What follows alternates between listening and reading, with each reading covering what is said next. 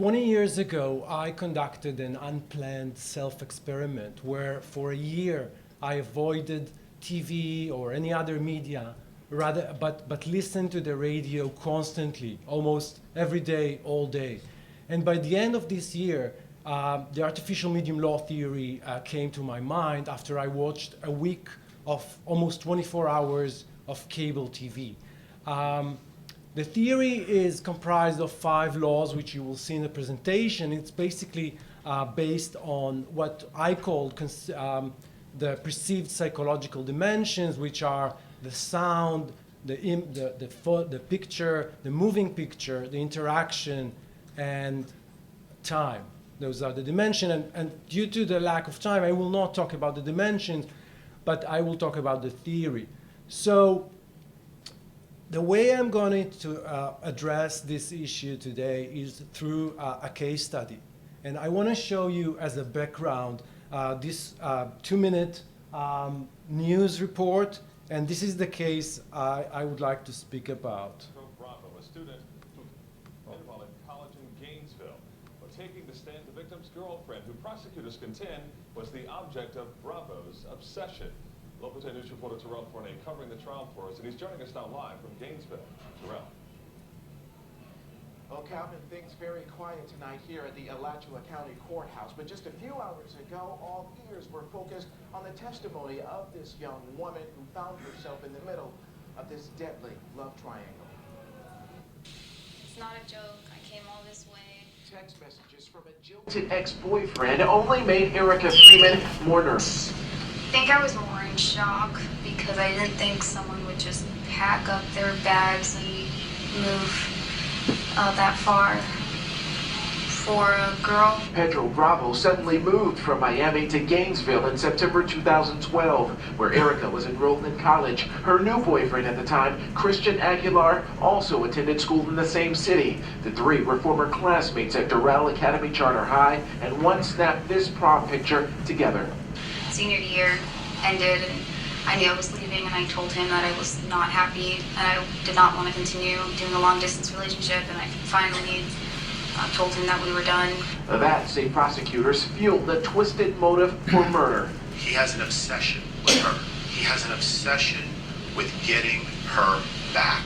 That same month, Christian disappeared. His parents spent 22 days searching for their son in Gainesville before his partially buried body was found bound with duct tape in a remote field. The first time that I called was to report my son missing. After talking to Pedro, yes, I told him that I felt that Pedro did something to my son. Cops were already onto Pedro, who was last seen shopping with Christian, and they had surveillance images of Pedro buying duct tape, over-the-counter drugs, and a shovel.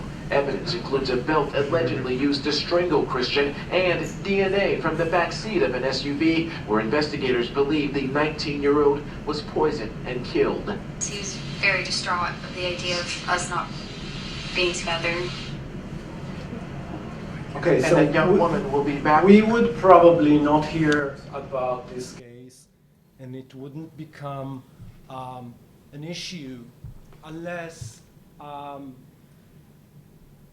while this murder was revealed, the media reported that the murderer have asked the iPhone Siri, "Where should I hide my roommate?"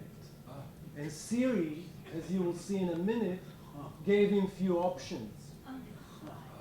Just one, yeah. Okay. So I just press here, right? Yeah. Okay, so we Th- don't this need to one, do yes. allow, I guess. Yeah, you could just ignore that. That's not going to be up on the screen. So, Oh, see. so it will go, okay. Yep. So, yeah. Okay, so this is the screenshot that was found on the murderer iPhone. Now, this is one of the headlines that reported at the time. Alleged idiot killer asks Siri to help him hide his roommate's corpse. Now, to put things in perspective, the victim was not his roommate. The murderer iPhone did not have Siri. It was from an older version. It was found in his cache memory as a picture from Facebook, and the murderer did not ask where to hide the body.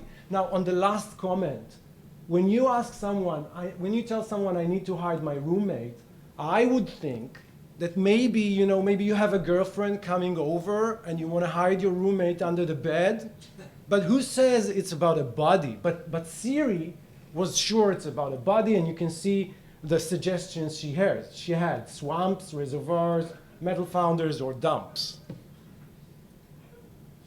Now, immediately after it broke in the internet, the Janesville police went to Twitter and said multiple reports of Bravo asking Siri to hide a roommate are incorrect.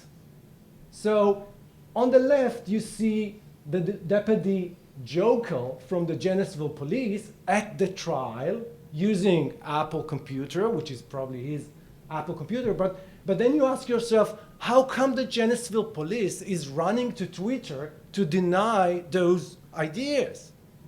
I mean, not only what's the point, what's the interest? Why is it so urgent to deny those allegations? And then at trial, there was two additional evidence. One was that according to the murderer's cell phone, at the night of the murder, he was using the flashlight app for about an hour at the time where he allegedly buried the deceased in the woods. And the second one was the location locator, which basically shows that he was not going at the direction he said he was, but actually going to bury the murderer in the woods.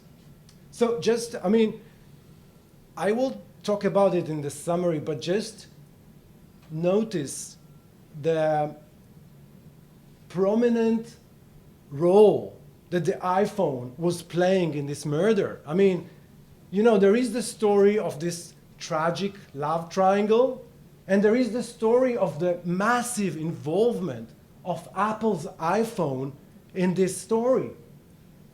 And there is, I didn't bring it in the presentation, but there is one video in one of the internet reports that brings two experts.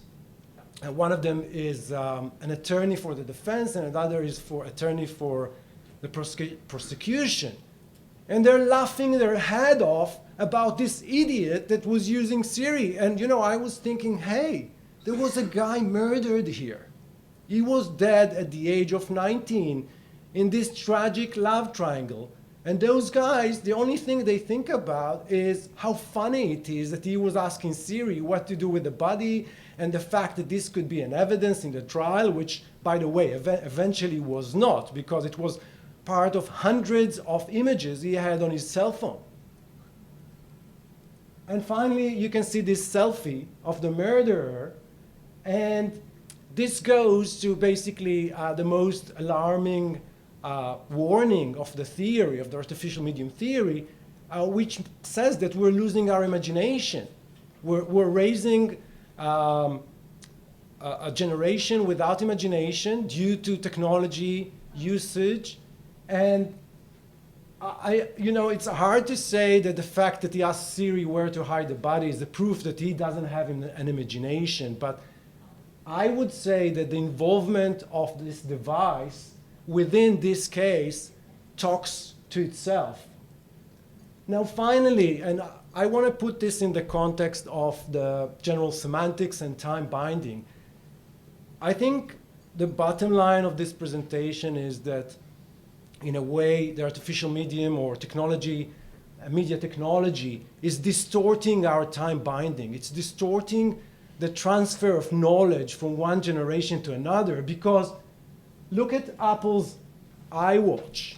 Why do we need an iWatch? And not only that we don't need an iWatch, which our cell phone is already doing everything that the iWatch is doing, and the cell phone is doing everything that our MacBook is doing, it's ruining our senses because it's so small that it's ruining our eyes.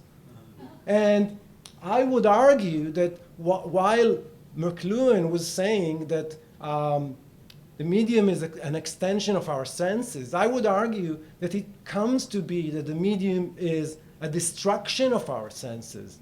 Our ears with those small devices, our ears with those headphones, And it goes to the time and the interaction and finally to the imagination. So, thank you very much.